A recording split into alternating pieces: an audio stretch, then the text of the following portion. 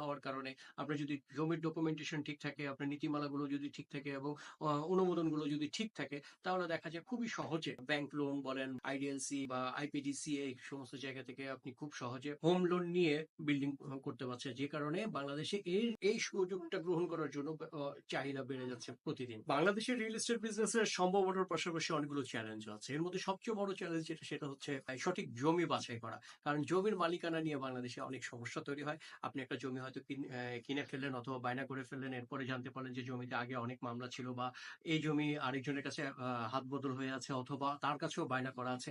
এরকম যে ঝামেলাগুলো, এই ঝামেলা হচ্ছে সবচেয়ে জটিল একটা ঝামেলা, যেটা আসলে সতর্ক না হলে আপনি নিরাপত্তাহীনতায় ভুগবেন, এটাই স্বাভাবিক।